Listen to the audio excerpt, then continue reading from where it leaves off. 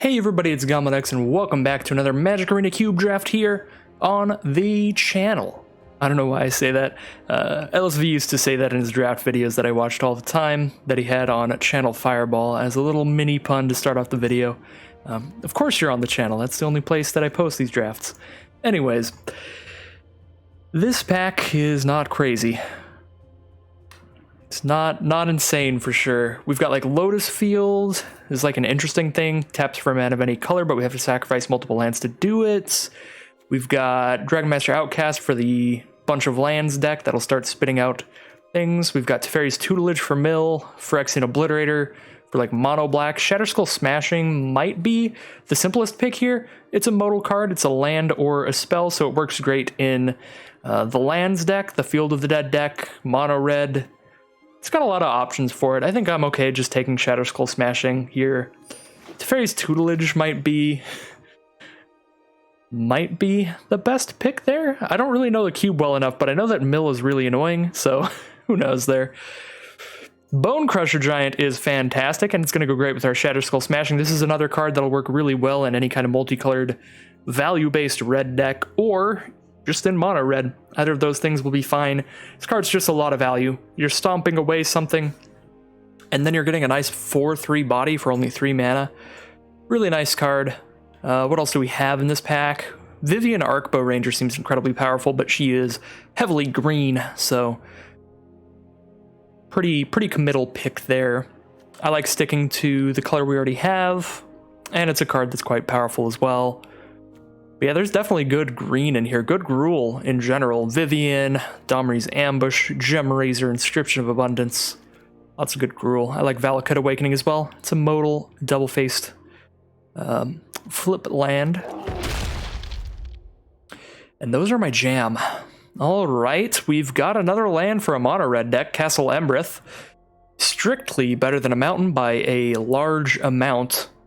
Taps for a red, and then for 3 mana you can tap it and have all your creatures get +1/+0 until end of turn. So yet another land that's going to be great in mono red and in something super multicolor if we want to do that kind of shenanigans again.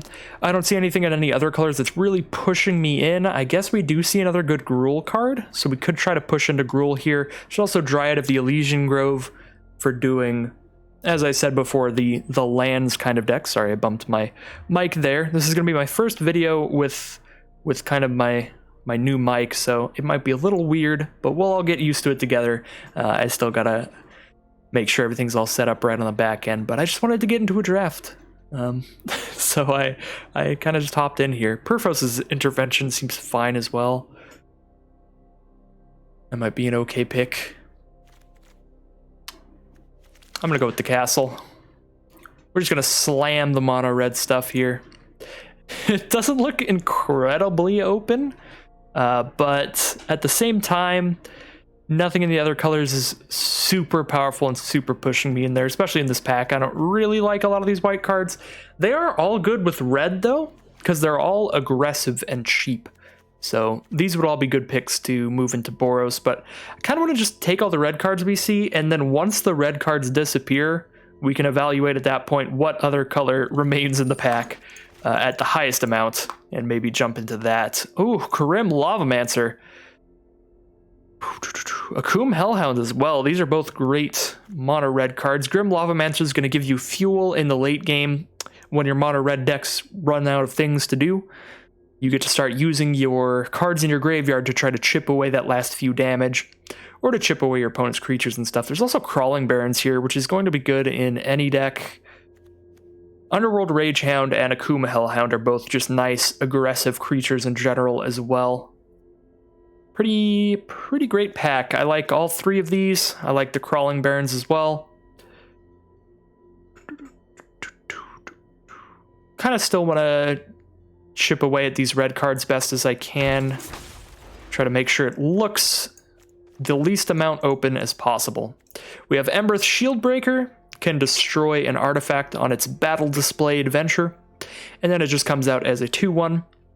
So it's a nice main deckable kind of sideboard card, because if your opponent ends up running a powerful artifact, it's going to be great, and if not, whatever. 2 mana, 2/1, just play it on curve. to beat your opponent up. Royal Eruption's pretty great too, though. 2 mana to do 3 damage to any target. That includes your opponent's face, which is important in mono red.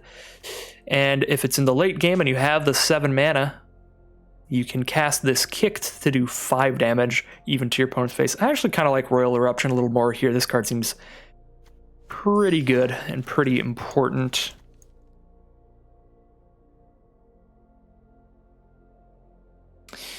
Don't really know here. Let's see. Chandra's Incinerator costs X less to cast, where X is the total amount of non-combat damage dealt to your opponents this turn. So if you're getting any damage off of abilities like Scorch Spitter, spells like Royal Eruption and Skewer the Critics, you can cast this for cheaper. That's interesting. That seems a little too build around to me. There's 2 powerful Boros cards in here, Tajik and Intervention. So I think at this point I do want to kind of push into that color scheme because it definitely seems open. I'm going to take Tajik here. It's the best card for a super aggressive deck, and I think if we pass Intervention and people see that there's an Intervention still in this pack, they could just take it for some kind of heavily multicolored deck, maybe like a 4-color deck with red and white in it. Whereas Tajik, if somebody else takes Tajik, they're going to be trying to go into the exact same kind of deck that we're doing. Like, nobody's taking Tajik and not trying to be a hyper-aggressive Boros deck. So this definitely would cut more people out of the strategy we were trying to do. Not a huge fan of these. Claim the Firstborn and Bag of Holding. Claim the Firstborn is okay. It's going to be best if we can get a sacrifice outlet. Bag of Holding seems a little slow for a really aggressive deck, but it could give us some card advantage over a long game if the game goes long and we end up running out of gas. Could be okay. Kind of just like the Spikefield Hazard here. The white cards are not super impressive. Riz, however you say it, the Redeemed.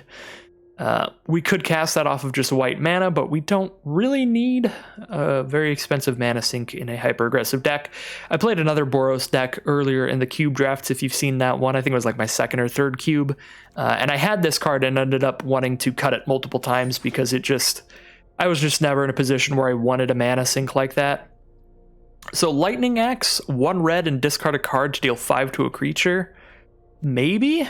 I kind of feel like I would want Onto Inversion over that, even though we're in a really aggressive deck, just because it's a land and a Wrath spell, so we certainly don't have to cast it as Wrath. I don't know. This is a weird one. I guess I'll take the Lightning Axe. I don't know how I feel about that one. Mirari's Wake is still in here, but the Dryad is gone. Makes sense. I guess Mirari's Wake's probably not actually that great. It's just a lot of fun is probably why I've seen it a lot. I don't really like any of these that much. I guess we only have 1 white card, so we'd rather take a card that it's possible that we play. We're definitely not doing +1/+1 counter themes. Archfiend's Vessel, maybe Archfiend's Vessel would be a better pick there. Seeing Mentor of the Meek and Legion's Landing here makes me very happy for our Boros chances. Both of these would be great here. I think I kind of want the Legion's Landing a little more than Mentor of the Meek. I don't know if that's right. Mentor of the Meek, just, again, it's a card that's going to require us to have extra mana up every time we're casting a creature. We're going to want to be dumping the extra mana into drawing the cards off of it, so just don't know how I feel about that. Alright, so with Dusk Legion Zealot here, I'm actually pretty unhappy that I took Censor over the Archfiend's Vessel, because the thing that I forgot about is that red-black sacrifice is definitely a theme, and Claim the Firstborn is already a card for like a red-black sacrifice deck. So we're definitely closer to red-black sacrifice than we are to like red-blue spells. So I think Censor was just a bad pick there in general. And then getting that really late Dusk Legion Zealot, I think black-red sacrifice would be open if we had to move over into that. Obviously, we'd like to stay in Boros, and I think we've got good options to do that. We've got Inspiring Vantage for Boros. Heroic Reinforcements is a great finisher. Rampaging Ferocidon is going to be powerful, but there's also Chandra Awakened Inferno, which it's impossible that this will wheel. This is a little bit weird in a really aggressive mono red deck, because it is a 6-mana card that kills your opponent slowly. It doesn't just like come out and do 6 to your opponent. It can do 6 to a creature Planeswalker when it comes out. But no, this just starts giving your opponent emblems that slowly kill them over time, or it like wipes the board. So this is It's actually more of a like controlling kind of planeswalker here than an aggressive one, but she's still just so dang powerful that I'm still gonna run her in an aggro deck like this one. We've got Captain Lannery Storm, very nice. 3 mana 2/2 haste, gives you treasure every time you attack with her. She would be great for ramping into Chandra. And then there's just great lands. There's a ton of good lands in here, so hopefully we can wheel at least Sacred Foundry. I think Fabled Passage would be the least likely to wheel because it's in whatever color you need. And then I'm hoping that any of the multicolored decks, the land-based decks, are just taking like Rootbound Crag first. Maybe Arch or Fetid Pools. Let's pick up a Lannery here. If none of the lands wheel, Kabira Takedown wouldn't be that bad. It's a flip land, and I love those. All right, History of Benalia, don't mind if I do. Magmatic Channeler is interesting. This is definitely powerful if you can get a lot of instants and sorceries to get it to 4/4 really quickly. It also gives you a way to get some extra draws in by discarding cards. You get the temporary draws out of the top 2. There's also Lurrus of the Dream Den. We can cast that for double white and 1, so that could be an interesting choice. We are going to have a lot of 1 and 2 mana creatures ideally. We already have 2 1 mana creatures that we could recast with Lurrus. So that'd be an interesting choice as well. I think History of Benalia is just incredibly powerful. It's going to be the easiest pick here. There's some options to wheel, though. Either of these wheeling would make me pretty happy, and if not those, Pride of Conquerors is okay if you have a ton of creatures, and Castle Ardenvale would be fine. But yeah, History of Benalia, you get a 2/2 White Knight. Next turn, you get another 2/2 White Knight, and then the turn after that, all your knights get +2/+1. It's a really powerful card. So another Boros land in here that I'd love to have in this deck. However, we have a Shock and a Felidar Retreat, and I'm not going to take it over those. I think we're going to take Felidar Retreat here. Really powerful card. Every time we're hitting a land, we are getting a 2/2 White Cat Beast creature token, or we're putting a +1/+1 counter on all of our creatures and giving them vigilance until end of turns. This makes land draws in the late game not useless. This turns them into at minimum 2/2s. And if we play this quickly enough, aggressively enough, with a nice curve into it, we could even just try to use that +1/+1 and vigilance ability to end the game really quickly. So I like this card quite a bit. Pretty powerful. Scarab God is still in this pack. Pick 5. Oh my god. Oh my god. We are very far away from Scarab God. I'm not going to try to do red, white, blue, black. Pretty much any deck that is 3 or 4 colors in this format is going to need to at least be green. So we're not going to go every color except green. That seems like a bad idea. We're going to stick to our Boros here, which is unfortunate because Scarab God is, in my opinion, possibly the strongest card in the cube. I don't know. This thing is just absolutely nuts. Just bringing back everything from everybody's grave as 4/4s over the course of the game. It's really, really brutal. And it's incredibly hard to kill. It just goes back to your hand. Brutal stuff. I'm going to take Hallowblade here and Deemworthy Might Wheel. We don't really want Cleansing Nova in an aggressive deck, but if nothing else wheels, might as well. This is a pretty easy unbreakable formation. Dawn of Hope is another card that's more for a slower deck. You're spending 4 mana to get 1/1s with lifelink, which is really expensive. The reason this card is still good is because you can do that as many times as you want. So over the course of a long game, it adds up into a ton of value, especially with that other ability where you're paying 2 extra to draw a card. But in an aggressive deck, this is just way too expensive to do anytime early on. So Unbreakable Formation, that can put a counter on all of our creatures, give them all vigilance and indestructible. Really powerful card for swinging in the early game. And I'm not going to cast Overwhelming Splendor in an aggressive deck. It just costs way too much mana. So I think I'm just going to take a blue-red land, just in case I try splashing in some kind of Jeskai thing. I kind of want Isamaru over Banalish Marshal, just because Banalish Marshal is so hard to cast, and I'm kind of more heavily in red right now, and I feel like that's going to stay that way. Banalish Marshal is definitely powerful. It's just going to be difficult to cast, and I don't have any Boros lands yet. We're kind of just relying on them wheeling if we're doing that. So I'm just going to take Isamaru. Should be should be a lot easier to cast. We do have a Boros land here. If I took Banalish Marshal, I just slammed this Boros land over the Heroic Reinforcements, I think. Or at least it'd be more of a decision. But since I didn't, I think Heroic Reinforcements is going to be better. Because now we are starting to get a little bit of a token sub thing with stuff like History of Benalia and Felidar Retreat, Legion's Landing. We might have a lot of tokens on the board, a lot of creatures, to try to spread wide with stuff like Heroic Reinforcements and get maximum value out of that, and our stuff like Unbreakable Formation that puts a counter on all our creatures. Could be quite good. Now we have Kabir Takedown or Sacred Foundry. Actually a little bit of a difficult choice, but I think I'm going to take Sacred Foundry over Kabir Takedown. Kabir Takedown, again, it's nice being able to use this as kind of a weak removal spell or a land.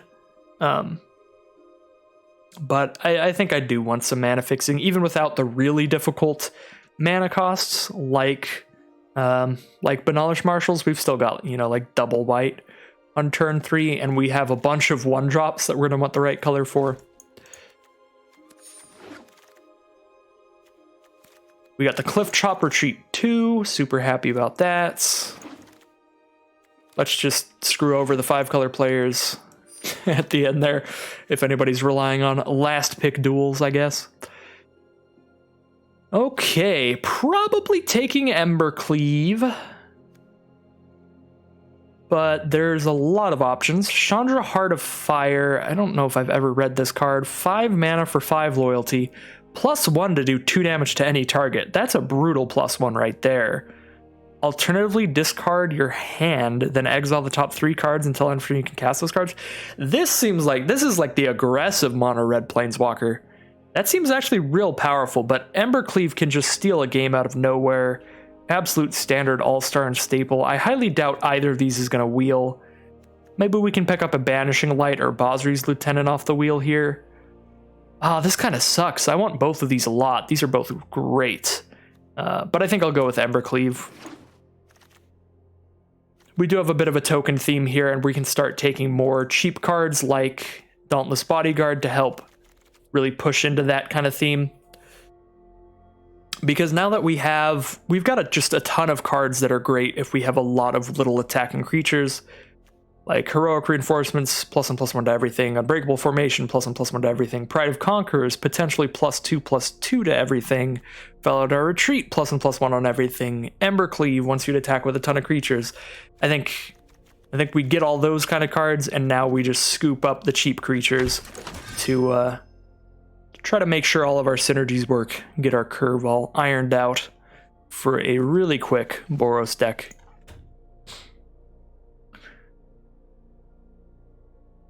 See how this works out here. Got 1, 2, 3, 4, 5. Got like 5 1-mana creatures. Only have 1 2-mana creature right now. And then I've got like 4 at 3 mana. I think I want more 2-mana creatures more than anything at this point. If we can pick up any of those, that'd be great. Ranger of Eos is actually pretty great in this deck. Siege Gang Commander is awesome too, but Ancestral Blade is a 2-mana creature. Difficult choice here. We can help iron out the curve by getting another 2-mana creature with that Ancestral Blade.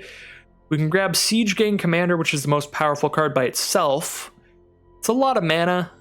5 mana for a 2/2 that spits out 3 goblins, but then you get to sacrifice any of those goblins for 2 mana to do 2 damage to any target. But then there's also Ranger of Eos, which is just going to be fun. It's going to be good value. Grab 2 1-drops when you play it. I've got Bodyguard, Isamaru, Akum, Hellhound, and Grim Lavamancer. So there are 4 actual creatures at 1 mana. Legion's Landing is sort of a creature, but it doesn't count for Ranger of Eos. Kind of want to just go with Ranger of Eos here. Seems like the most fun card to me. Maybe I should have taken it into account a little bit more, which cards there would be most likely to wheel. I think Ranger of Eos might be one of the most likely to wheel cards out of the ones that I was interested in there. So maybe should have taken something else for that reason. Maybe like Siege Gang Commander would be the least likely, because I could see multicolored, at least like rule decks and stuff still wanting Siege Gang. So Experimental Frenzies, like a late game, you can cast a bunch of stuff. There's 2 different 2-drop creatures, Viashino Pyromancer and Young Pyromancer. And then there's Light Up the Stage to draw a couple cards. I've got a decent amount of like instants and sorcery, so I kind of want to do Young Pyromancer here over Viashino Pyromancer. But Viashino Pyromancer would be good in this deck too. Now we have a Danto Bodyguard, or a Danto Vanguard. I'm getting all mixed up because I've got a Dauntless Bodyguard. Yeah, I think I'll take a Danto Vanguard over the Shepherd of the Flock. This is interesting, like it can bounce one of your things, save it from a removal spell, like potentially, and then you can recast it, but I think just being able to pay life to give indestructible is going to be a little more powerful, especially in a really aggressive deck like this. We're not going to care about our life total so much. We're just trying to kill our opponent before they can stabilize. Torbarin, Loyal Pegasus, Soulscar Mage, lots of options.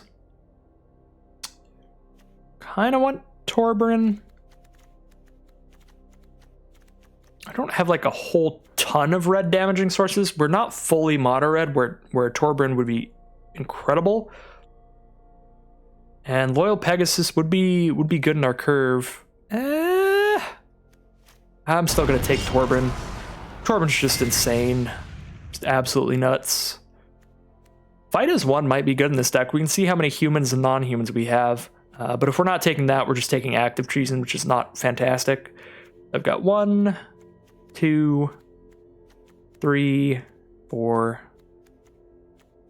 5, 6, 7. Yeah, fight as one actually seems good in here. I've got like 7 humans and then, you know, a bunch of non-humans. 1, 2, 3, 4. All right, I'm gonna stop counting and start picking again. I guess we're taking Scorched Spitter here. It's a Scorched Spitter or Saheeli. We can cast her for double red and 1. She seems kind of slow for the strategy though, just spits out servos. Scorched Spitter seems fine. Chandra Wield! Oh my god, I didn't expect that at all. We could take Grim Initiate here. It's another cheap creature, but it's no Chandra.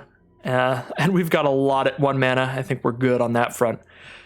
Well, that's exciting. I think she's going to be pretty great in this deck. +1 to do 2 to any target. Or is she just like, when we run out of cards, we can start discarding our hand to just draw 3 off the top, essentially. Pretty impressive stuff. Now we're just taking Captivating Crew. Only thing in our colors. I'm not going to play any of these cards. Yeah, I guess I'll just take this land. I don't think I have anything in black to splash in, but who knows? Light Up the Stage or Experimental Frenzy. Kind of like Light Up the Stage a little more here. I think I'm doing well on my like 4 and 5 mana big payoff cards like Experimental Frenzy would be, whereas Light Up the Stage is something I could like, you know, attack on turn 1 and then cast this for 1 mana on turn 2 if I've got a little bit of an awkward curve. I just have like 3 and 4 drops in hand. I can do this, try to hit more of my 1 drops. So that seems fun. We could play Divine Visitation. I don't think I'm going to do that though. It's a 5 mana card that doesn't do anything immediately. It does turn all our token producers into 4/4 Flying Vigilant Angel producers, which is powerful, and we have a decent amount of token producers, but I think we're just trying to be super aggressive here. Definitely going to cut Lightning Axe. Let's sort our creatures out of here. All right. 10, 11, 12, 13, 14 creatures right now. I don't think I'm going to cut a single creature then. If we've only got 14 creatures in a pretty aggressive deck. I suppose we do have some non-creature stuff that works as creatures as well. Let's move our lands that we're 100% okay with playing as lands over to the land pile. So that's 2 of them right there. Spikefield Hazard and Shatterskull Smashing. I think those are the only ones. Yep, those are only flip lands. So we just like cut 2 mountains for those 2 red sources. Now we need to cut 6 cards. We can definitely cut another land because we're going to have a pretty fast curve. So I'll cut a plains here. That's down to a 16 land deck, 2 of which are flip lands. Definitely don't want to cut more lands than that. That would be getting really aggressive and really greedy with the mana base. I'm going to turn off my Parallax card styles because they are annoying me. And this will help me think a little better. All right. So we need to cut 5 cards. Kind of want to do Cathartic Reunion, claim the firstborn. We didn't end up with any sacrifice outlets that really do anything with this, so we can cut that. Now we need 3 more cuts. Oh, everything's so good at this point. I'm actually going to cut the 6 mana Chandra just because she's not that synergistic.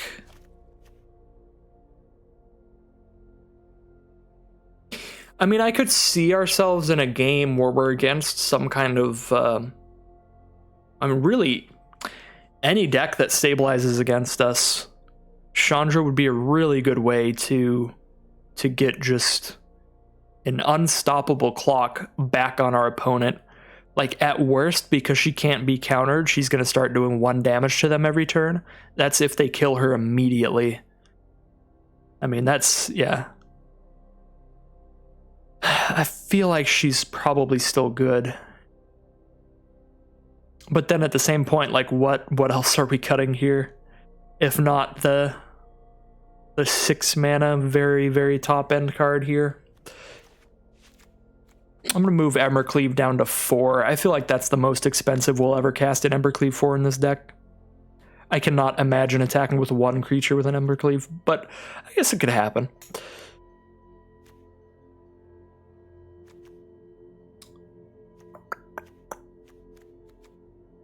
Three cuts to go.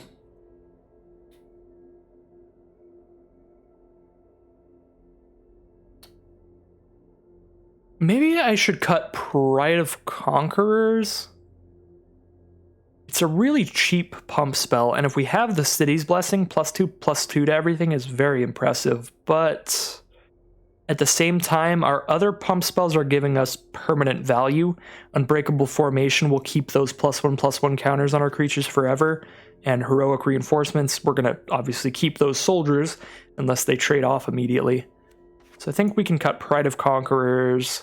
If we cut that, we could go like, cut that, cut Chandra, cut 1 more card. Light up the stage and skewer the critics. We can treat as 1 drops as long as we're damaging our opponent. Maybe we're cutting this fight as 1. It's cute. Definitely cute. No, I think that could really help us against other decently aggressive decks that are going to have blockers in the early game. If we can 2-for-1 somebody with this, that'll be beautiful. Like, give 2 of our creatures indestructible and kill 2 of theirs. That'd be incredible. And then worst case scenario, we can blank like 1 of their removal spells against someone that's just trying to Doomblade one of our creatures. Okay, 1 more cut. Am I really just cutting like Light Up the Stage?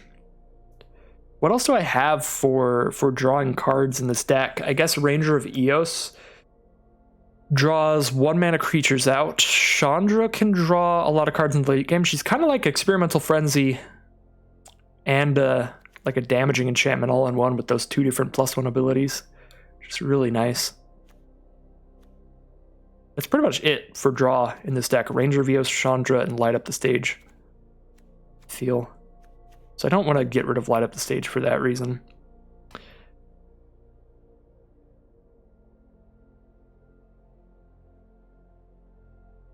Am I cutting a Legion's Landing, maybe? Just get really bold here and cut every single mana sink. Because it's a 1 mana 1/1 lifelinker unless we flip it. But if we flip it, it's also giving us an additional mana, so like it ramps us up if we attack with 3 or more. So it's interesting for that factor as well.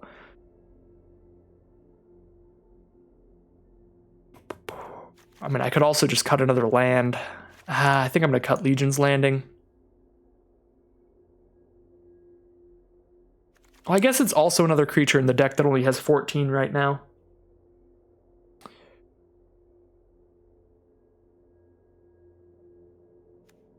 As cute as it is, it might just be fight as 1 is the cut.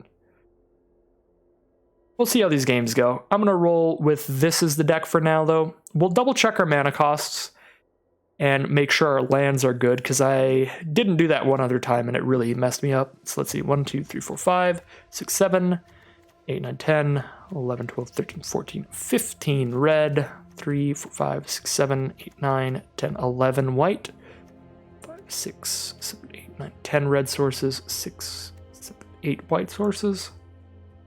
This seems pretty correct to me. Like we could maybe go one more red source, just because we have like triple red, double red. We've only got one double white. Yeah, I can go for one more red source. We don't have a single, or I guess we only have a single double white. All right. This is the deck. I tried to add a mountain. There we go.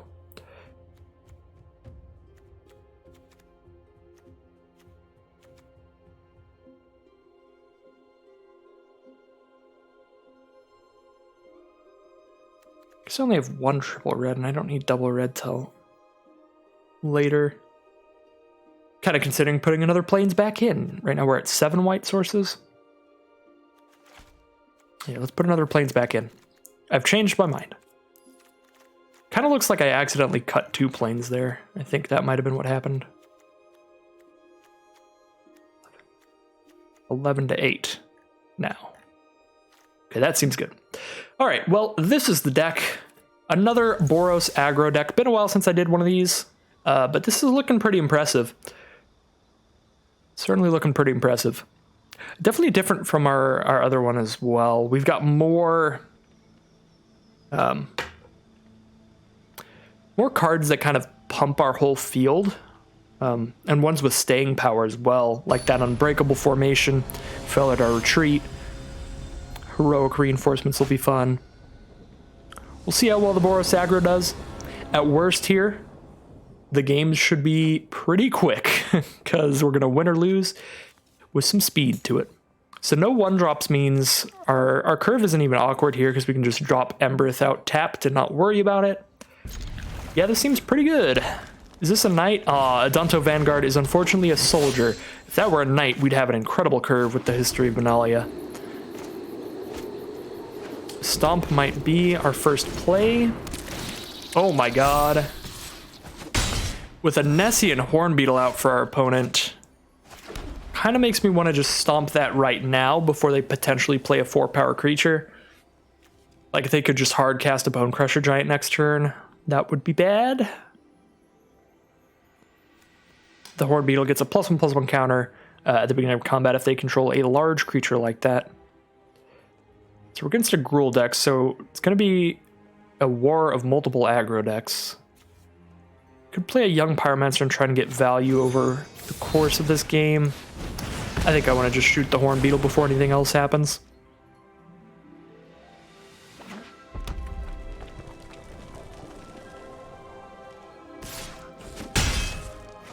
Down to 16.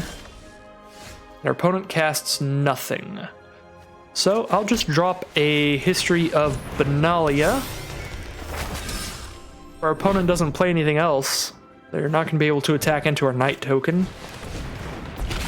There's a 4-power creature, Questing Beast, and I can't block that with my 2/2, thanks to its abilities, so we're taking 7, going down to 9. Now I can cast a Ranger of Eos, and then I have something that can trade with Pelt Collector at least, and it can block Questing Beast. It would be a chump block though. I could cast Bone Crusher Giant as something big enough to block and trade with Questing Beast. That seems like the safest thing to do. I think I drop Bone Crusher Giant and Dauntless Bodyguard to protect it.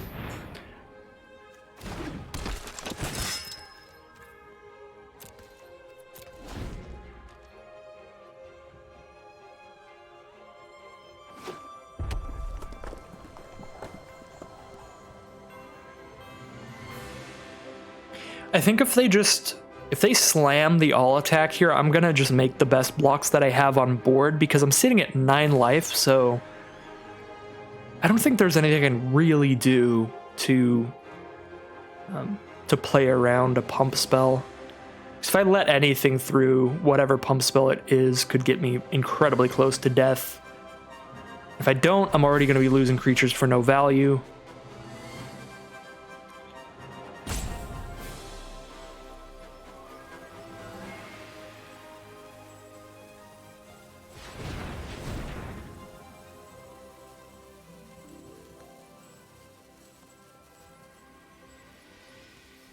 So our opponent has tapped 2 mana. They're going to Perforos's Intervention to do 2 damage to Dauntless Bodyguard. I might as well sacrifice it now, because it's going to die anyway. So Bone Crusher Giant is indestructible this turn, and there's a Scavenging Ooze that'll exile our Dauntless Bodyguard and be a 3/3. That's fine. I don't expect any attacks here because, yeah, because Bone Crusher's indestructible now. Unbreakable Formation's interesting. Give our whole field a counter and vigilance. Yeah, this seems like a really big play here, because now I can cast Young Pyromancer into Unbreakable Formation, so I'm also getting another creature out of this that will also get a +1/+1 counter. Our stuff's indestructible, so send it all in. Yeah, this is huge. And now all of the knights are big enough to block Questing Beast. They're all 3/3s. That was massive. Now our opponent's down to 6. What a great Unbreakable Formation. Jesus. That's absolutely huge. The Young Pyromancer as well to back it up. Questing Beast does have Death Touch, but it doesn't have Trample, right? Yeah, just Vigilance, Death Touch, Haste. So since it has Death Touch anyway, double blocks aren't great here. I think I want to just try to trade with Bone Crusher Giants. I'm at 9, so again, I don't really want to let it through. I'll trade with Bone Crusher Giant. They can gain another life off the Scavenging Ooze, and they have 2 4/4 blockers, but they're at 6.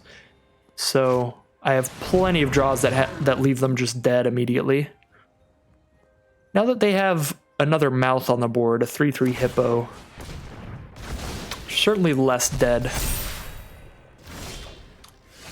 Ranger Vios should be pretty great. Captivating Crew is kind of terrifying for our opponent. It only steals 1 thing a turn, but that's kind of huge. I kind of want to just Ranger Vios for Grim Lavamancer. That seems like a really big clock on our opponent as well.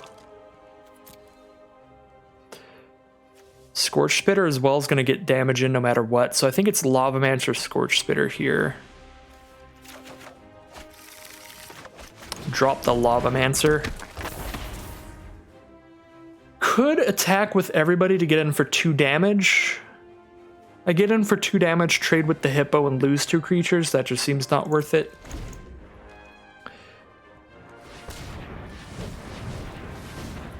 So yeah, Lavamancer gets in for 2 damage. No matter what, our opponent has drawn a lot of cards here, and they've got a Scavenging Ooze on board. So we really need to do what we can to put the pressure on.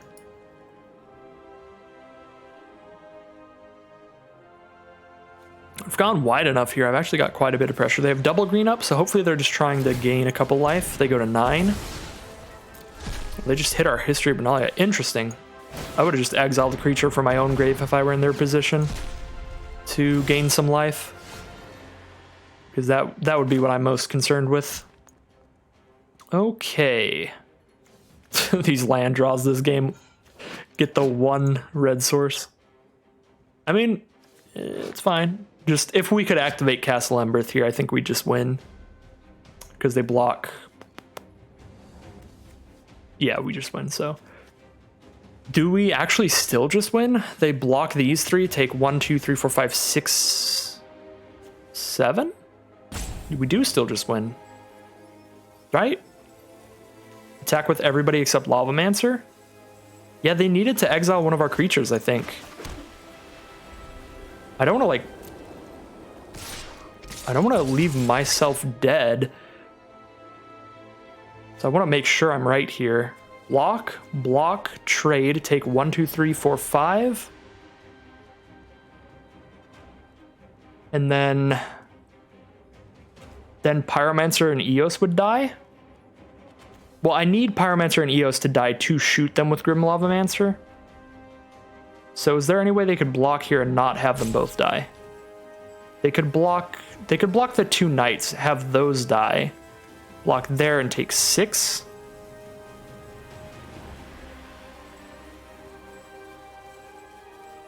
This is... Yeah, that's why they exiled my grave, so I couldn't Grim Lavamancer here. I think this attack is still worth it, though. So they leave my real creatures alive here, then. Or at least one of them.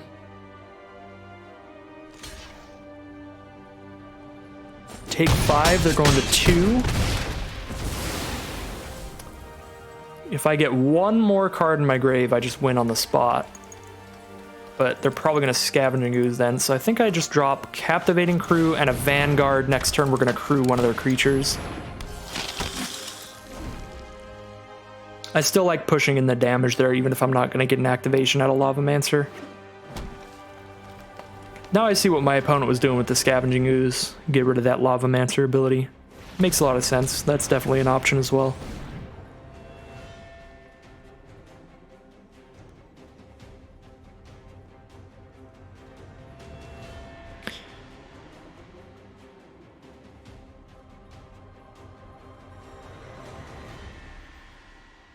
So our opponent's at 2, but they've got a lot of green mana up. I've got 1 creature in my grave. They've got 2 in theirs. They can gain 3 life. Vivian? Ooh, that's bad. My heart Doesn't gain any life, so it's not the end of the world, but it can kill something with the -3 ability. They can kill whatever they want with the -3 ability. They've only got 1 green mana up now because Vivian costs triple green, so they can only exile 1 of my cards, and they'll have to do that to shut off Lavamancer's ability. So I think they shoot something here, and then they exile whatever they shot from my grave.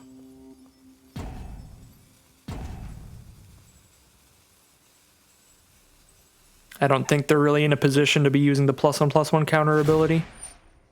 Okay, so shoot the Captivating Crew makes sense. Definitely the most dangerous creature. Highest power, and it has the ability to steal one of their blockers away and attack them with it.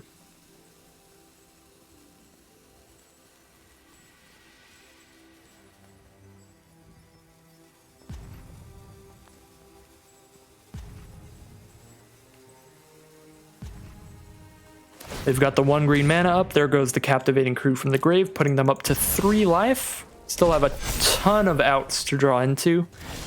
And I don't think they're dead on board. I mean, I attack them with everything. I guess they are dead on board. But who knows what they have in their hand. I think I'm just going to slam at their face and see what happens.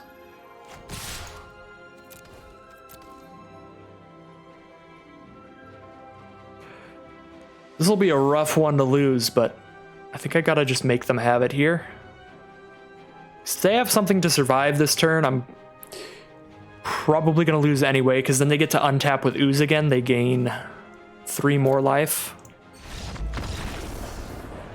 Okay, yeah. They could super stabilize there. If they had any kind of combat tricks or little instant speed damage spells, they could really stabilize, because then they'd gain extra life and they'd still have the ability to kill my stuff. Even if I didn't attack in, unless it's like a giant growth or something. But I'm already attacking into creatures that are bigger than mine in that position. All right, that was kind of a scary one, kind of a sweaty one. That Unbreakable formation really turned things around. The 2 aggro decks, Gruul versus Boros, just bashing each other. All right, what do we got here?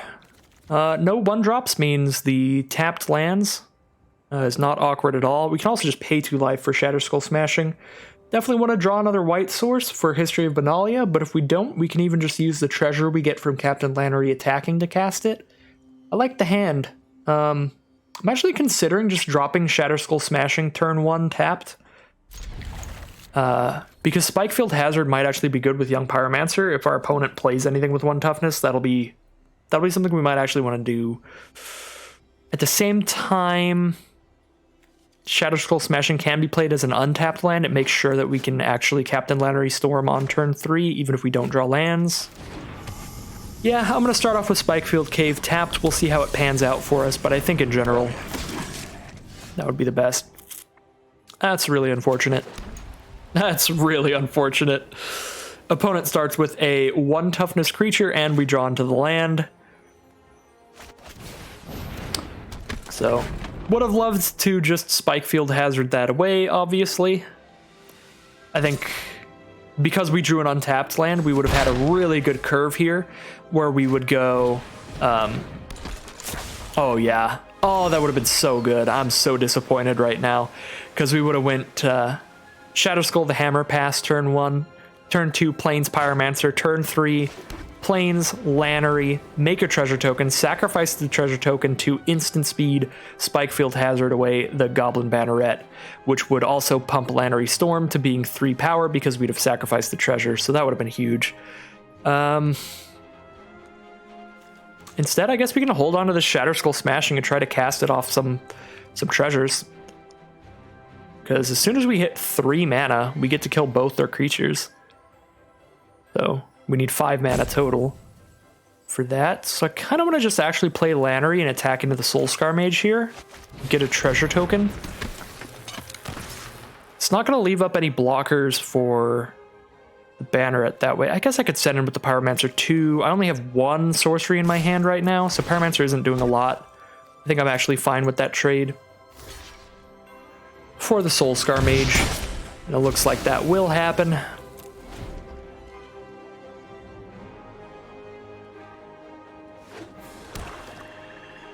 Opponent drops a Swamp, so they're on red-black. Red-black tends to be just like aggressive Rakdos decks with a sacrifice sub-theme. There's a Direfleet Daredevil, not going to do anything, just a 2-1. But that allows us to just Shatter Skull Smashing this turn for just 2, which should be huge. Should be absolutely great.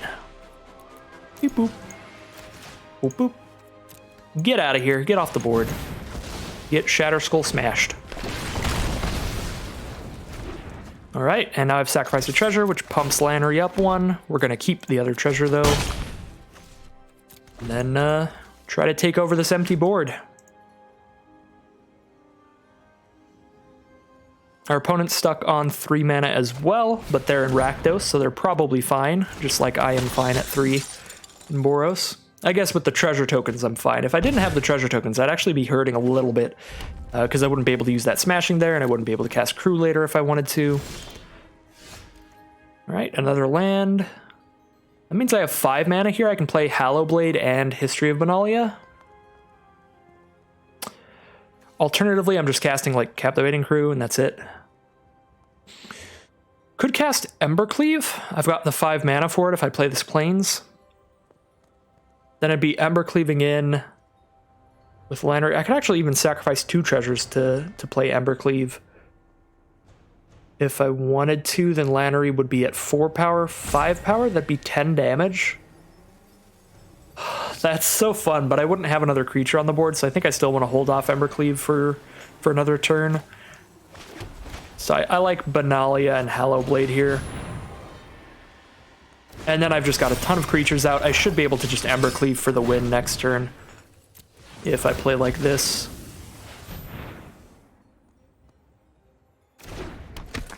Lannery gets her buff again. They probably just trump block. I don't know. They might not. We'll see. They do take the chump. They could end of turn like Spikefield Hazard here. Ooh, that's what it is. I read it. Not really. That's just the only thing that would kill Lannery there, so it just makes sense. Well, not the only thing, but the only thing that would do the exact 1 damage that they would need. So, Anax hardened in the Forge into weaponize the monsters, so they can start sacrificing creatures for 2 mana to do 2 damage. That's a scary combination because Anax is giving them tokens to sacrifice. I'm gonna need my red mana from this treasure token for the Embercleave. So I need to keep that in mind, but I'm just gonna send in, and if they take the block, I can Embercleave here. So if I Embercleave, I'm killing Anax, and they're only getting 1 Satyr. They can sacrifice 1 Satyr to like try to kill Hallowblade, I guess. Yeah, we're just gonna Embercleave. I do not see a reason not to do this.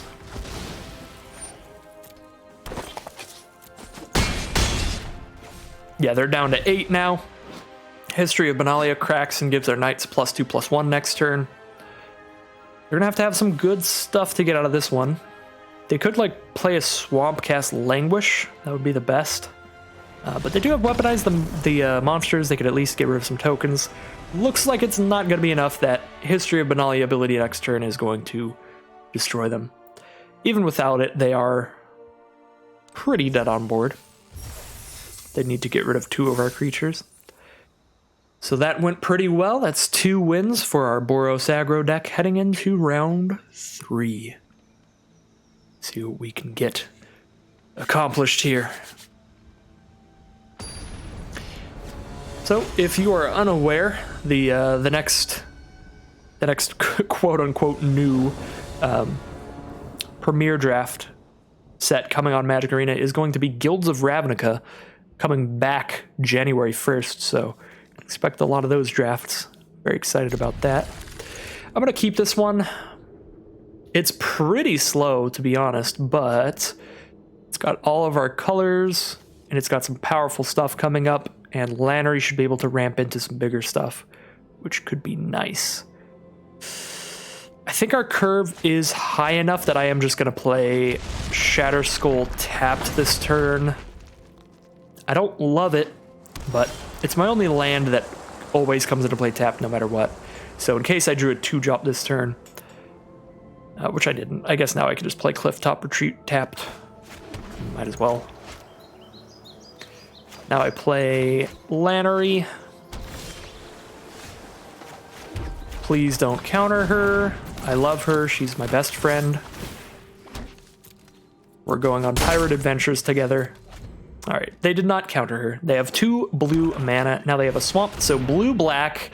There's an Elspeth's Nightmare. I'm going to respond to that. I'm going to get a green mana. Woo! I got a green mana. And now Lannery doesn't die. All right, Heroic Reinforcements is a pretty good draw. Just bash in for a lot. Do I want to do that? Over just a Captivating Crew or Ranger of Eos? I think against like blue-black I do. And that plays into like, then they can Languish and it doesn't really hurt so bad because I've just lost 2 cards basically. And if they are using more targeted removal like Elspeth's Nightmare, that'll be great because then they just kill Lannery and I get to keep these old tokens. Yeah, I think I'm just going to Heroic Reinforcements, just get in. Now I get to leave Spikefield Hazard up as well. And this gives me more creatures out for an Embercleave next turn. Oh my god, I forgot what Elspeth's Nightmare does. Goodbye, Embercleave. Never mind about that one. Pretend I didn't say anything. Embercleave was never in our hand the whole time. Solemn Simulacrum from our opponent, just a 2/2 blocker. Well, they know I have Spikefield Hazard, so Solemn is definitely going to try to trade with Lannery Storm. Because they know it can't block a 1/1 and survive. Scorch Spitter is nice. Second Ranger of Eos. Doesn't do a ton. See, now I'm getting to the point where I am very scared of getting languished here. I feel like a Ranger of Eos is probably better than Captivating Crew. It definitely plays less into a Languish. And because they're on blue-black, I might actually even want to Spikefield Hazard their Solemn Simulacrum just so they don't draw a card out of it if they make the Lannery Storm trade. All right, let's set up some future plays. Our graveyard's about to get exiled, so Grim Lavamancer isn't huge. Oh, Dauntless Bodyguard, actually, to save Lannery is huge. I totally forgot I had that in here, so did I just go Dauntless Bodyguard and Isamaru?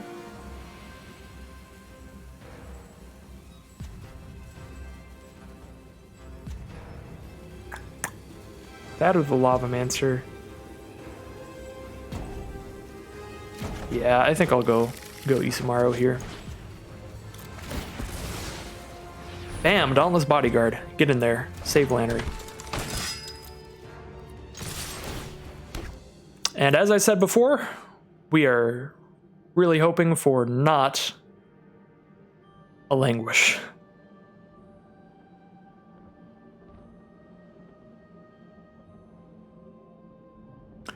So if they block Lannery here, I might not even Spike Field Hazard at this point, because...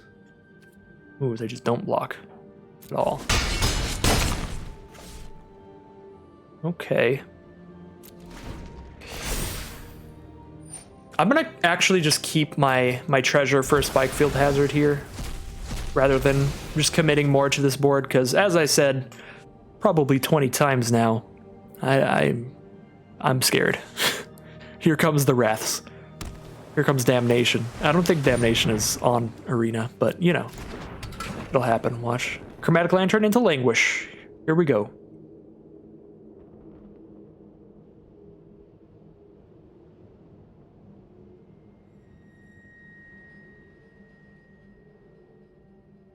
If this is Chromatic Lantern into like Wrath of God, I'm fine with that. I get to keep Lannery at least.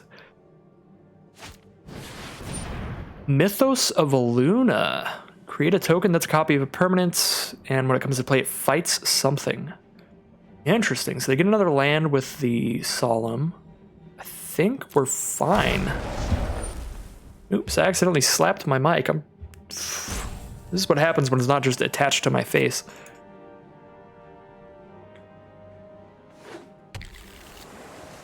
They didn't choose to fight something. They'd rather be able to block on their own terms, I guess.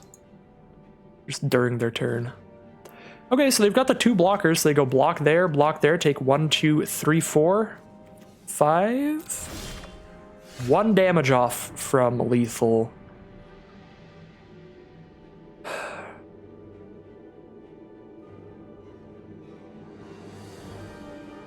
So if I had played Isamaru, they would just be dead right now.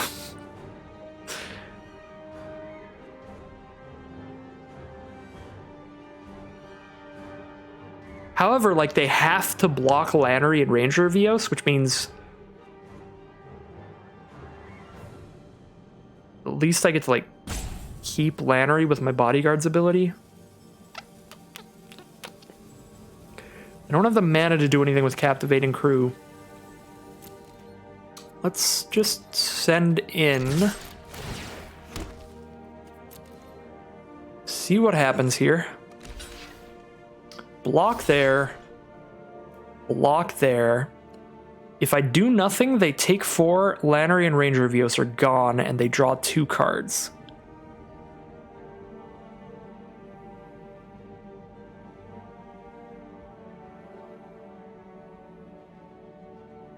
I think I'm gonna just let that happen.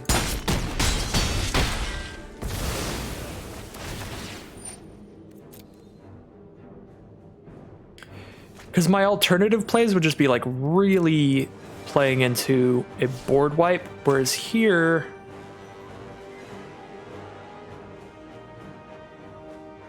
I think I'm just gonna play like Captivating Crew.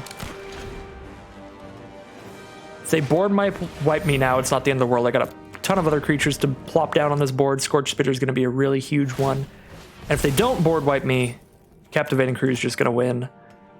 And if they just play a targeted removal spell on Captivating Crew, then the other creatures are just going to win. I think we're fine. There's Teferi's Tutelage. They've got 3 mana up. That is not going to mill me 26 cards in 1 turn. I think we got there for round 3 with the Boros deck. Now, this was just a whole game of being petrified of a board wipe that never came. I'll let them take our Spike Field Hazard. They're to take Seasoned Howlblade. Oh yeah, they're at 2 life. They were just going out on their own terms. Fair enough. Fair enough. So yeah, that was a game we would have won several turns earlier if I wasn't trying to play around like Languish or something. So maybe, I mean, it's debatable whether that was a misplay. Obviously, with all of the information, it would have been better had we played everything out, but we didn't have all the information. So. There's an argument for whether or not you should play around Languish, Cry of the Carnarium, all that kind of stuff there, and how heavily you should. 1 mana away from History of Benalia here, which would be really cool. And otherwise, this hand is just aggro. This is huge. Scorch Spitter into one of our 2 mana 3/1s that gets indestructible all the time. Sure, and then we've got a bodyguard for later to protect something and to be a 2-1. It's also a knight for History of Benalia. This is a super aggressive hand. Actually, I really like it. Obviously, if we draw planes, it's just beautiful. It's just chef's kiss. Pillar of Flame on our poor little Scorch Spitter. Bone Crusher Giant's not a bad draw. I think we'll start with the Danto Vanguard. With how good everything in our hand is and how cheap it all is, I would much rather pay life than discard a card to protect one of my creatures right now. Opponent does start with Robber of the Rich. That's like one of the only cards in the universe that I would have wanted Seasoned Hallowblade instead. Yeah, I'll take 2. The alternative is to take 4, so let's not do the alternative. Oh, now I really want another land, but at least I get to stomp this Robber. Make sure they don't start drawing cards off of it, which is very possible to start happening because we might get stuck on mana this game, might start drawing 4 and 5 mana cards, which would be very bad, especially if they had a Robber out to take advantage of that. There's a Thrashing Brontodon, which unfortunately has 4 toughness to really try to put the stop on our Danto Vanguard. I could actually send in with Tajik and a Danto Vanguard to turn a Danto Vanguard into a 4-power attacker, because it would turn into a... Oh no, its ability doesn't go on the stack, it just automatically turns into a 3-power creature, so I don't actually think that I can mentor onto it, when you think about it that way. Because I don't think there's ever a chance where Tajik is attacking and his ability goes on the stack, and a Danto has less than 3 power. So do I just play Bone Crusher Giant because it can attack into the Brontodon? I think that's the play. It's my only thing that can definitely attack into the Brontodon. I don't have the double white for History of Benalia even if I wanted to play it, and I don't really think I want to. I mean, trading a History of Benalia for Thrashing Brontodon is probably a net gain for me to just get that 4 toughness blocker out of the way. So it's debatable whether we want to cast Benalia if we could. What now? Probably just attack with Bone Crusher, because if we get Brontodon out of the way, we're just going in. Electro Dominance is on the top, so they're going to draw into a Fireball effect, which is fine. I guess I could play Tajik to try to sort of deal with that. I don't have any burn in hand, so I'm not going to be doing any tricks here. We'll just send him with the Bone Crusher. And it just gets in. Very nice. So if they Fireball Bone Crusher, they still take 2. Kind of want to just play Tajik, though. Because now if they want to Fireball something, they have to Fireball Tajik. And Bone Crusher gets to just keep playing around. Because Tajik has some other relevant text. I'm not going to highlight Tajik just in case they miss it. But Tajik makes it so no non-combat damage can be dealt to my other creatures. They didn't miss it. So they did have to shoot Tajik here, so that's nice. I get to keep the Bone Crusher Giant. Here's a Jade Light Ranger. We're hoping they just hit lands. But if they hit non-lands, then at least they don't draw a card off this. Unfortunately, they hit 2 non-lands, which turns Jade Light Ranger into a 4/3. So they have another creature that can trade with Bone Crusher Giant. We have drawn the 2nd white mana for History of Benalia, so now if they trade Brontodon for Bone Crusher, I am very happy. I'm actually at enough life right now that it might have been worth pushing an Danto Vanguard attack in, but if they're trading Ranger for Giant, then definitely not, because then they would just block with Brontodon, but that would be just in case they were planning on trading Giant with Brontodon. Might have been worth playing Dauntless Bodyguard there. That was actually probably a bit of a misplay. But now I have 2 cards in grave for Grim Lavamancer to try to deal with this stuff. They're playing green-red, so I highly doubt a Wrath effect here. So I think I go Hallowblade, Lavamancer, and Bodyguard the Lavamancer. Because my 2 other creatures can already gain Indestructible of their own volition. Opponent did draw into a Vivian Reed. That's terrifying. And they've got a card on top. What is this? Gruul Super Friends. No. That's bad. That's super bad. Oh my god, and they had a Phylath in hand the whole time. Well, I don't really think anything we did in the earlier turns matters now. I think we just lose this game. Now they have 6/0/1 plant blockers and a 5/5 blocker to hold the fort. Like, to protect 2 planeswalkers. I think that pretty much just means we lose.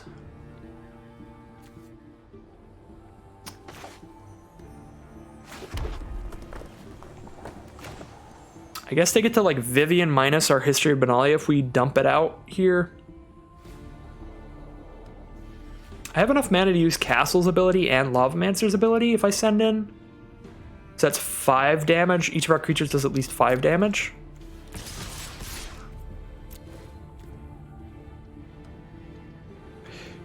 As in, like, if they use Phylath to block anything, I can kill it. They don't all do 5 damage, it's just each of them has the potential to do 5 damage.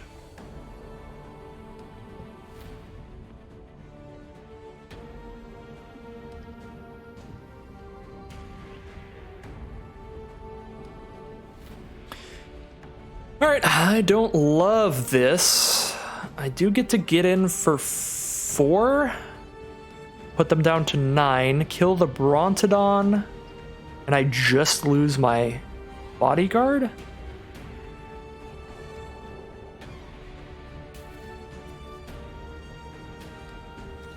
Considering if I want to hold up mana to play Benalia here instead of pumping. The only thing pumping does is 1 more damage. Yeah, I guess I'll play Benalia, and then they have to minus Vivian to kill it. Yeah, they minus 3 Vivian to kill Benalia, but at least I get a knight out of it.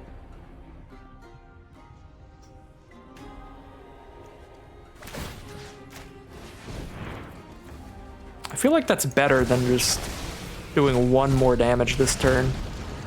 We're really in top deck mode either way. Like, alternatively, I could do the 1 more damage, put them to 9, Lavamancer them down to 7, but even then, I don't, like, have fireballs in this deck or anything. Yeah, let's get another attacker here. And if History of Benalia draws Vivian's Scorn, that is fine. Vivian essentially just killed a 2/2 knight with her -3, if you think about it that way.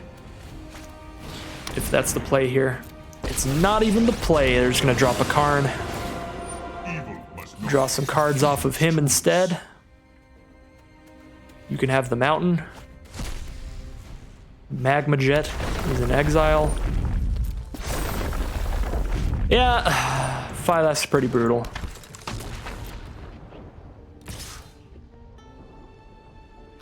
Maybe I should have given them the Mana Jet instead. Magma Jet. I don't even know what these cards are. So yeah, I should have given them Magma Jet instead, maybe, but then they could just kill my knight and I have nothing to block with. They get to send in for 9. I don't know what this attack is. I'm just gonna hold back the plants. I guess they want to play it safe now. There's like no way they can lose if they play it safe with 2 planeswalkers behind Phylath. To be fair, I don't think they needed any of the planeswalkers. I think just Phylath by itself destroys me. Just the planes. 1 card engrave. Well, let's see what happens here.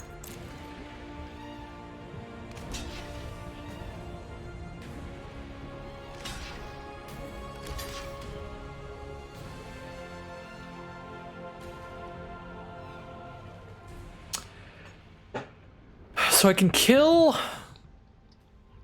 one of their plant tokens if I let Seasoned Hallowblade die, because then I'll have 2 cards in grave.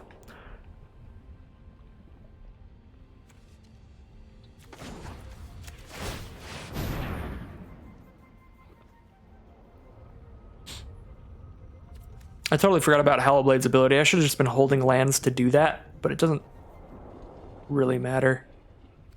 Yeah, I guess with Hallowblade's ability with Lavamancer, that would have actually been huge. So No, I super lose at this point. I had a chance there if I noticed my synergy before that turn. Like, I can just discard any land I draw to Hallow Blade to fuel Lavamancer's ability. So looking back on it, the best line I feel like definitely would have been the one that just chipped away as much damage as I could, put him down to 9 life. And then down to 7 with Lavamancer's ability, and then we just try to dump anything we draw into our grave and chip away that final few damage. I think overall, we were still pretty likely to lose, but I didn't notice that synergy. And if I did, I think trying to push into that would have been our only route to try to get towards victory. We definitely could have got him to at least 5, maybe 3, if we were lucky. Had we played around that. And then that would have been playing to our outs of if we drew one of our 3 damage spells like Royal Eruption or Skewer the Critics. So definitely think that would have been the best line.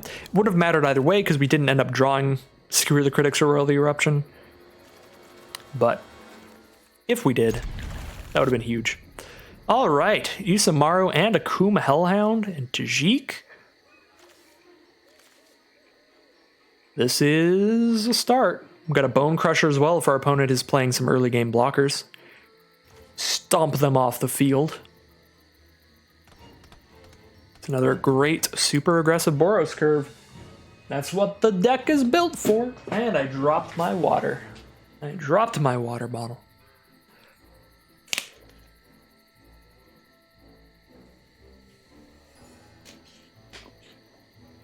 I really need to get myself a refillable water bottle. I mean, you can refill these little plastic ones, but they're cruddy. I gotta stop. I have a huge carbon footprint in terms of the amount of plastic water bottles I drink. I'm gonna make a note of that right now to order myself like a nice reusable water bottle. Fanatical Firebrand, don't you dare shoot my Hellhound. No, now you... Aw, that's like the... Now you made me want to play Isamaru. You a little jerk. That's okay, I'll play Isamaru now. Isamaru's cooler anyway. And I'm about to run out of lands for landfall. I can stomp Lavamancer, but it's not going to do anything yet anyway. And this attack is huge, so I'd like getting in with this. It's the Boros mirror match, but my Boros is scarier. At least that's what I tell myself. We're 1 mana off from Felidar Retreat 2 now. This hand actually is potentially scarier. Direfleet Daredevil, they can cast my nothing. Bone Crusher Giant with a Skewer the Critics. So I can Bone Crusher their face, Skewer the Daredevil, and just get in again. That seems good.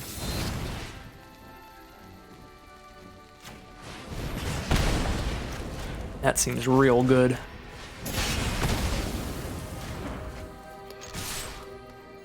Of course, if I had skewered their face, it would have been 1 more damage, but I could not cast Skewer until I'd done damage to them, and I needed to kill their creature. Felidar Retreat! I've got one of those. I really want to just play Felidar Retreat. Oh, they just scoop them up. I'm surprised they were not dead on board. They can make a chump block there and then try to... I mean, play a land, get a 2/2, cast 2 more creatures, and you're sitting sort of pretty. I mean, you're at 3 life, so you are dead to a Royal Eruption or something, but they definitely weren't fully dead there. I guess, I don't know what was in their hand. Maybe their hand was literally just lands, in which case, yeah, you can play a land, get a 2/2, and then maybe you top decked another creature, but if that's all you had, you'd be dead. Because they know I have Bone Crusher Giant. I don't know. I wanted to, it would not be the best play, I don't think, but it would have been really cute to show them my own Felidar Retreat. Have a Felidar Retreat party. I think we were probably going to play History of Benalia there, because then, since they had Felidar Retreat out, I think the number of creatures is what would matter most to try to get around that and chip away for the final few damage. And History of Benalia, obviously, we get a 2/2 Knight that turn. We get a 2/2 Knight the turn after that. Maybe Bone Crusher would arguably be the best because it's a 4/3, 3 toughness creature against their 2/2 blockers. Either way, I think Felidar Retreat would definitely be the worst in that position. Oh, that's not cool. I need red mana. I need red mana for this to be super playable. I guess I do get to do Isamaru and Bodyguard at least. That's kind of an aggressive start, even if I don't draw Mountain for a little while. This is a risky keep that I don't think I should be doing, but I love my dog. My dog is a good boy. A legendary boy. I actually don't know if Isamaru is a boy or a girl dog.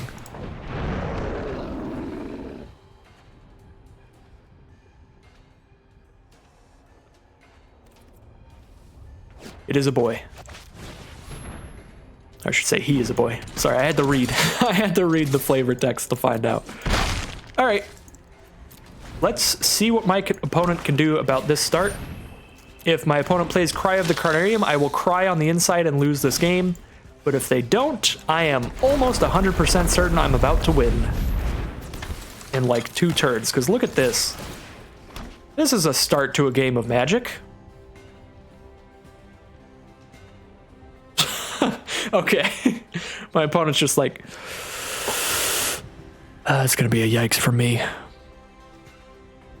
Just get attacked with 4 2-power creatures when you have 2 cards tapped. And that's it. Yeah, that's a rough one. That's a rough one. I wouldn't want to be my opponent here either. We're down to 10. I'm just going to light up the stage, set up next turn's plays. This is going to suck if I hit 2 5-mana cards somehow, but our average curve, this should be a good play. Yeah, History of Benalia Plains, glad I did that right now. I will cast those next turn. Palladium Mirror. And I've got a Royal Eruption here. Oh, disgusting. Oh no, I'm so sorry, opponent. I guess I'm not casting History of Benalia. But you know, killing our opponent is pretty good too.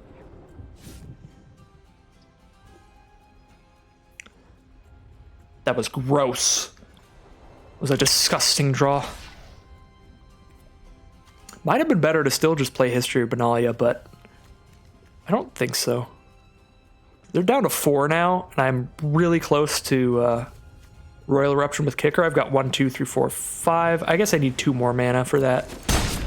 But that would finish off our opponent.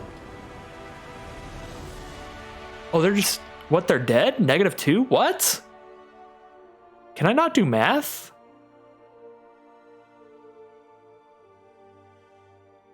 What just happened? Oh, I guess they conceded. They probably conceded because I was taking a little while. Because I'm doing a video. I'm trying to explain all my plays and think through them all and everything. And then I guess Arena just put them at 0 because they conceded. And then they took 2 after Arena put them to 0. I don't know. That was weird.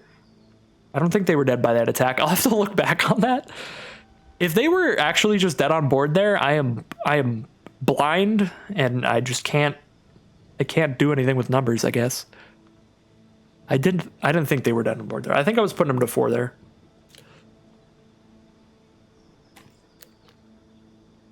That was weird.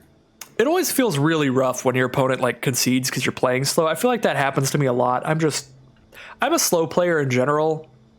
Not like slow player one word. I don't try to play slowly just to irritate my opponents or anything. I'm like indecisive and I try to think through all my plays. And then sometimes in situations like that where it's like, well, what could they possibly be thinking about? I'm like thinking over previous plays still and just forgetting to just go through with the attack and stuff like that. So I'm still thinking on past plays. Anyways, this Boros deck has been running away with it. We're at 5 wins now, I think. We're at enough to get the 4,000 gold that we paid for entry back. And we're getting 3 random cards no matter what. But that was already the case. I guess we get a draw. Just arena doing some arena things in the middle here. It happens. Certainly happens. Wow, I only have 1 loss right now. We're at 5 wins. This is going to be my first 7-win run in Arena Cube. That would be really exciting. That would be really cool. I would be all for that, honestly. All right, here we go. New opponent. Maybe we won't draw this time.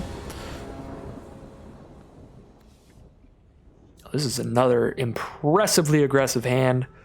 A little slower than most, just because it's got 1 4-drop in here.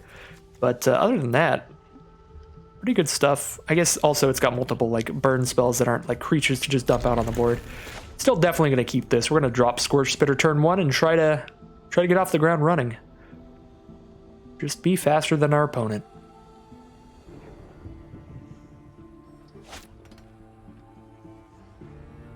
Opponent's thinking on a mulligan here, I guess.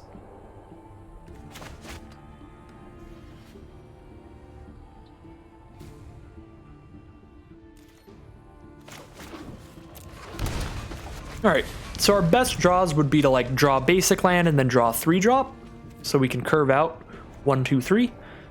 That would be beautiful, but even if we just draw more 1-drops or just more lands, that's fine too.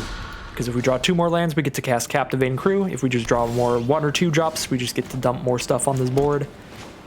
We did draw Legion's Landing, so we do have another thing to play, even if we're not going to be burning anything away. Our opponent did start with a Hollowed Fountain, so probably not going to be an aggro mirror.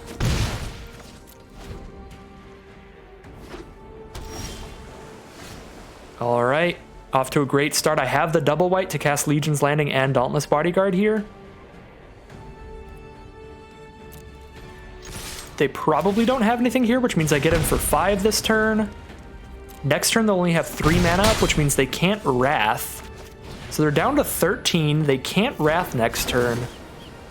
I don't see how they're going to come back from this one, because I've also got 6 direct damage in my hand. I feel like this is probably just too aggressive of a start for my opponent. They did have the Essence Scatter for one of our creatures, but I still attack for 6 damage this turn, putting them down to 7. Yeah, this is massive. And I flip Legion's Landing, giving me the 3rd mana for History of Benalia if they don't have a counter for that. They do have a warrant to put Adanto Vanguard on top of our library. So they take 3, go to 10. That's actually pretty big. That's a pretty big play for them. At least I still get to flip Legion's Landing. We are going to cast History of Benalia. If they Wrath us, we still get another Night next turn, and then I'll cast Captivating Crew if I draw land. No Wrath yet. So let's just send in the attack, see what we get going here. Oh, it all just goes in for 5? Do they have a counter spell? I don't have double red anyway, so I can't do that. So let's just try Vanguard. It resolves. I could Skewer right now and then hold up Royal Eruption next turn. I'll go ahead and do that.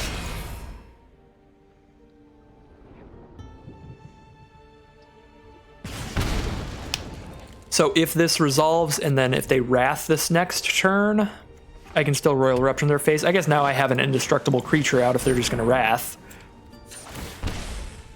Yeah, so I just went on board. I don't even need the Royal Eruption with the Skewer the Critics. All right. That was, well, yes, I had fun. My Boros deck destroyed, Arena. Do you think I didn't have fun?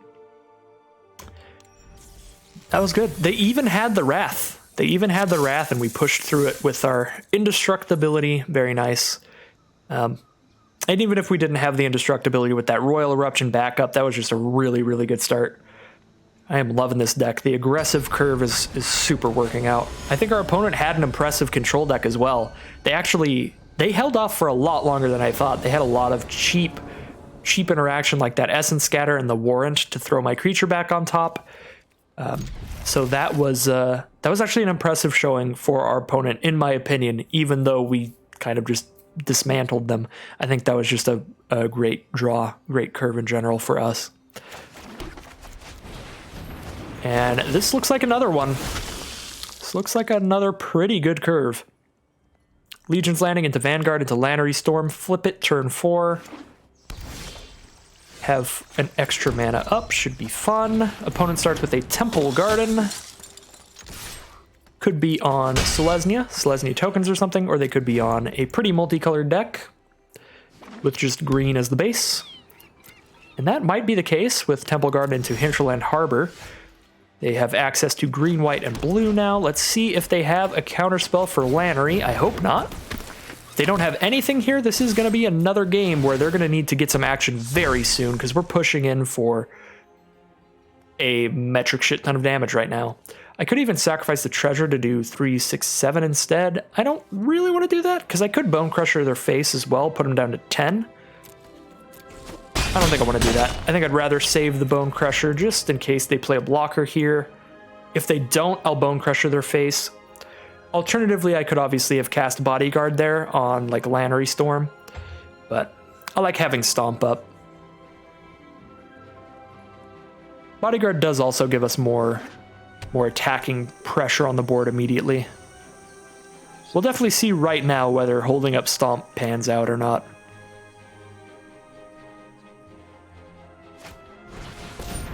Thrashing Brontodon. So holding up Stomp did not pan out because that is 4 toughness. So now I'm just going to hold up Stomp for this turn. So would have liked to have a Bodyguard on this field, but instead we can just drop it now. Make sure that Lannery will not trade for Brontodon. Dauntless Bodyguard will instead. So they could block my Vampire token and survive, but that's the only thing. Everything else I could stomp their Brontodon with. If they block Lannery, I could just sacrifice 2 treasures and not even stomp it. Is this the block? Oh my god, I'll 100% accept that. I think this block is really good for me. Just trade my 2/1 for Brontodon. And I get to make a Vampire and still hold up Stomp. So that Mana Sink, the Mana Sinks actually work really well with Lannery's treasure tokens. Because you want to sacrifice those tokens just like randomly during combat, so you're just going to have random mana to use. Like if we didn't have a Danto flipped right now, we would just maybe stomp their face. But then I couldn't even cast Bone Crusher Giant this turn anyway. So a Danto was really nice. With Lannery. Just a cute little combo. Opponent has 3 mana. Looks like they're just banned. There's an Elvish Rejuvenator. We can stomp that to get it out of the way, and then we're attacking for 1, 2, 3, 4, 5, 6, 7, 8. Puts them to 1. Doesn't quite get there. And that's if we sacrifice a treasure token. We put them to 8. I think I still want to stomp the Rejuvenator because I'm going to want to cast this Giant next turn. Because I'll put them to 1, so even if they have a Wrath effect, I'll just start making more 1/1s, and any 1/1 that hits them will be lethal.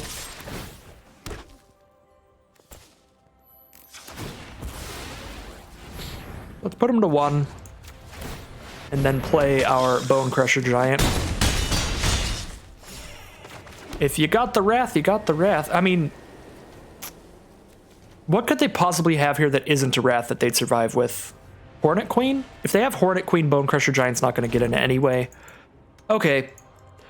Okay, I'll play it safe.